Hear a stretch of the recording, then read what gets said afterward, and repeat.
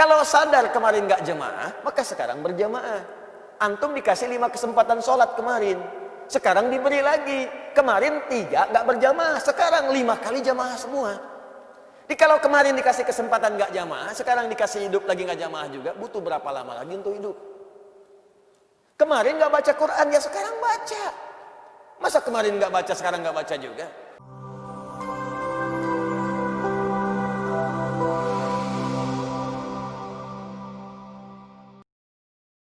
Inna zamana qad istadara ka hayati.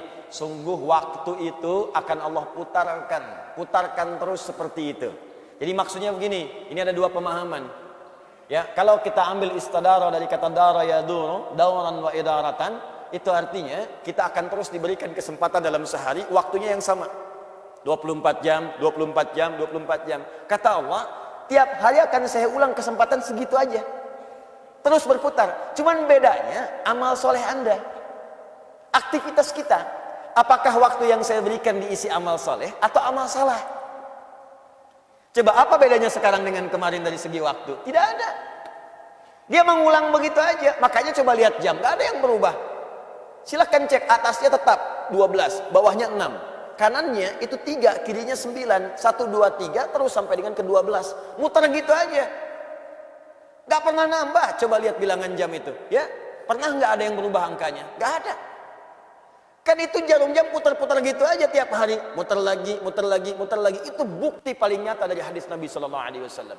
Apa yang membedakan perjalanan waktu itu? Amaliyah kita, aktivitas kita. Makanya Allah berikan konsep kehidupan.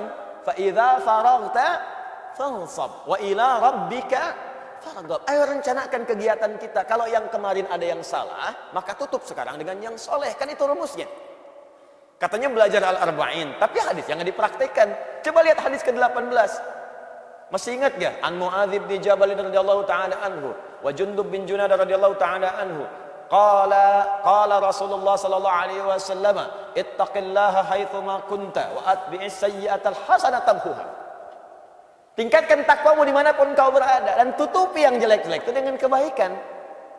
Jadi kalau ada yang jelek yang kemarin, tutup dengan yang baik yang sekarang, bukan dipertahankan kejelekannya. Nah, jelek ini dibagi 2 dalam kaidah fikih. Jelek yang pertama, jelek yang tidak meningkat kuantitas ibadahnya. Kalau sadar kemarin nggak jemaah, maka sekarang berjamaah. Antum dikasih 5 kesempatan sholat kemarin, sekarang diberi lagi. Kemarin 3 nggak berjamaah, sekarang 5 kali jamaah semua. Jadi kalau kemarin dikasih kesempatan nggak jamaah, sekarang dikasih hidup lagi nggak jamaah juga, butuh berapa lama lagi untuk hidup?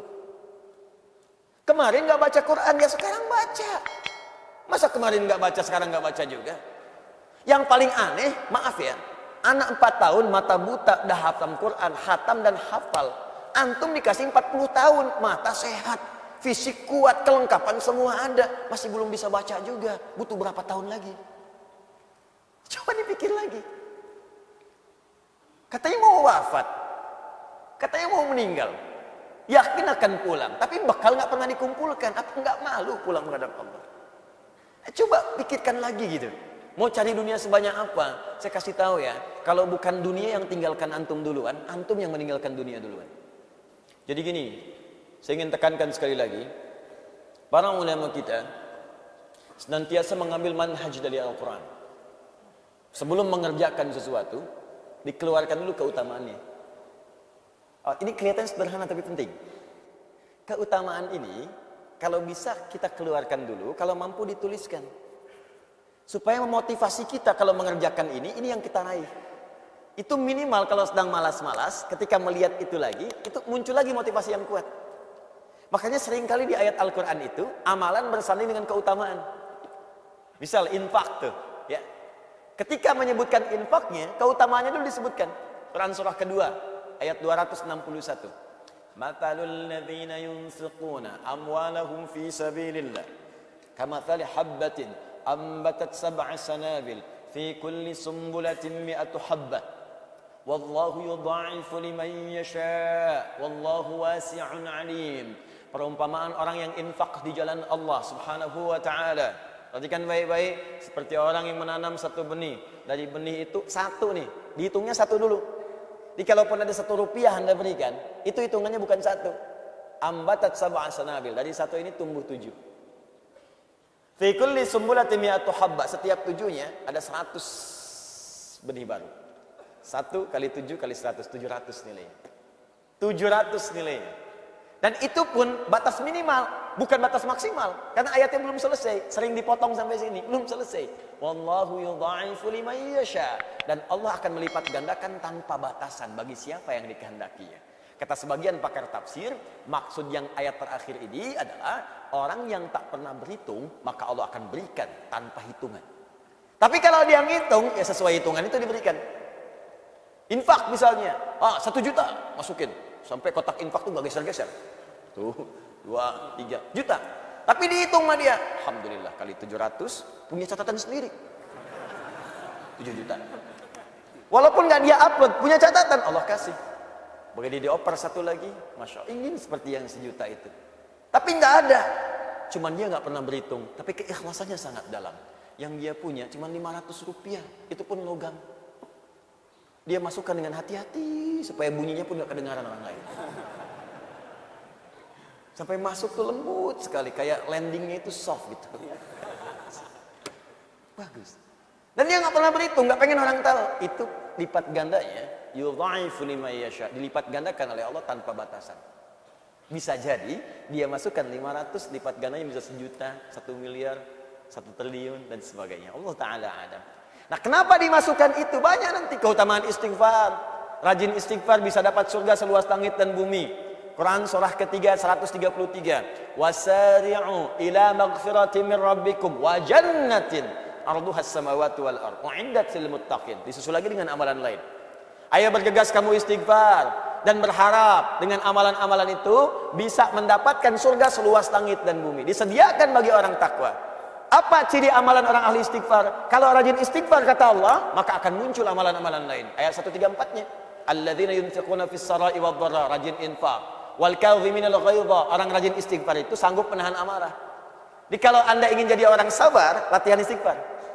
Astagfirullah. Orang mencela, istighfar dulu. Astagfirullah. Nah, ketika Anda rajin istighfar, itu kita akan diberi oleh Allah kemampuan menahan amarah. Ya.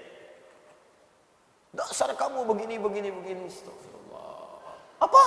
Astagfirullah. Kamu ngeledek saya. Astagfirullah. Dah, sampai dia capek sendiri. Sudah mas, kalau sudah saya pamit dulu. Pergi aja sana. Astagfirullah. Wala'afina anin nas. Dan dia bisa pandai memaafkan orang. Jadi yang indah tuh gini, hati dia ditutup oleh Allah dari persoalan. Sudah selesai, jadi dia tuh gak mikirin masalah lagi. Tapi orang yang tidak pernah minta maaf kepadanya jadi gelisah terus gak pernah selesai. Dan ketika Anda bisa melakukan itu kata Allah, hati orang lapang yang sering ingat dengan Allah, dia lapang menerima persoalan, maka tempat pulangnya akan dilapangkan oleh Allah lebih daripada seluas lapangan, seluas langit dan bumi. Anda punya rumah sekomplek Jakarta Permai, kerasa luas. Nanti saat ke surga seluas langit dan bumi. Silahkan maraton, boleh, koprol. Saya pengen tahu di mana ujungnya. Enak gitu. Nah, pertanyaannya kenapa sering disandingkan tuh antara amalan dengan keutamaan, supaya kita itu punya motivasi. Pengen dapat ini, tahajud ada 4 kemuliaan. Jadi kalau kita tuliskan, karir akan diangkat, pekerjaan akan dibimbing, masalah diberi solusi, kalau diganggu langsung Allah tolong. Quran surah ke-17 ayat ke-79 sampai 81. Nah, Anda tuliskan itu, keluarkan. Manfaat tahajud, berikan 4. Tempelkan langsung di dinding tempat tidur Anda sebelah kanan. Jadi begitu miring ke kanan, Anda lihat itu, nggak ingat tahajud pun ketika melihat itu pengen bangun malam harinya. Kalau bisa bikin kata-kata yang menarik seperti Kiai Haji Ahmad Dahlan menuliskan di temboknya ketika akan berdakwah beliau. Ya Dahlan, berdakwah itu seperti menggenggam batu bara. Ingat sabda Nabi. Kalau kamu karena ujian yang kecil aja, karena celaan kamu gagal, kecil kamu. Seperti memegang batu bara. Tuliskan di dinding kita. Katanya karir pengen diangkat oleh Allah. Tahajud aja nggak mampu. Katanya pengen hidupnya mudah. Tapi bangun 2 rakaat aja nggak sanggup.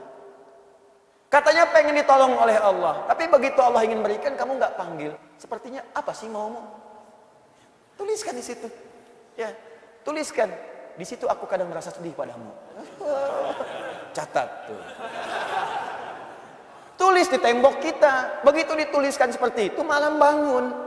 Itu manhaj namanya. Langsung antum setting alarm kan? Bangunnya bismillah jam 3, bangun. Alarm 2:04, 2:30, 2:45. Ya, supaya tertata rapi. Alarm 2:15 mematikan alarm 2:30. Alarm 2:30 matikan alarm 2:45. 15 menit kan ada persiapan. Jangan dikira orang bangun tuh langsung sadar, kan duduk dulu. Duduk, ngantuk, begini dulu kan, tahan-tahan. Ya, begitu sadar jam 6. Awal-awal begitu, lama-lama makin cinta, nanti bangun lebih awal lagi. Nah, ini keutamaan dimunculkan, makanya jangan heran para ulama kita itu sebelum menampilkan isinya, tampilkan keutamaannya dulu. Apa keutamaan menuntut ilmu? Supaya nanti kalau sedang malas-malas, maaf ya, kalau ada tantangan pekerjaan lain, kita bisa prioritaskan, tuliskan. Menuntut ilmu ini keutamaannya, meringankan beban hidup, memberikan solusi, jawaban semua didengar, doa-doa dikabulkan. Tuh, malaikat mengaminkan, dosa-dosa diampuni. Jadi begitu kita mau tinggalkan, kita mikir lagi. Duh, jangan-jangan kalau saya pergi ke mall tinggalkan taklim, saya meninggal di mall, dosa belum diampuni. Ah, saya udahlah ke taklim dulu aja. Mall bisa besok lagi. Datang deh.